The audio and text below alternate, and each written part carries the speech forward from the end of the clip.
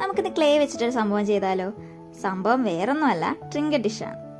ഇനി ഈ ഭൂലോകത്ത് ഞാൻ മാത്രമേ ഇനി ചെയ്യാൻ ബാക്കിയുള്ളൂ തോന്നുന്നു. ട്രിങ്കറ്റ് ഡിഷിൻ്റെ ട്രെൻഡൊക്കെ കഴിഞ്ഞു. പക്ഷെ നമ്മുടെ ചാനൽ ഇപ്പോൾ തുടങ്ങിയിട്ടുള്ളതായതുകൊണ്ട് സ്റ്റെപ്പ് ബൈ സ്റ്റെപ്പായിട്ട് പോവാം. അപ്പോൾ നമുക്ക് ഈസി ആയിട്ടൊരു ട്രിങ്കറ്റ് ഡിഷ് ഉണ്ടാക്കാം. ഞാനിവിടെ എടുത്തിട്ടുള്ളത് എൻ്റെ വീട്ടിൽ തന്നെ ഞാൻ ചെയ്ത സോയിൽ ക്ലേ ആണ്. സ്റ്റെപ്സ് വളരെ ഈസിയാണ്. ക്ലേ എടുക്കുക, പരത്തുക, ഈവനായിട്ട് പരത്തണം. സർക്കിൾ ഷേപ്പ് വെട്ടിയെടുക്കുക, ഇഷ്ടമുള്ള ഷേപ്പിലോട്ട് ആക്കുക.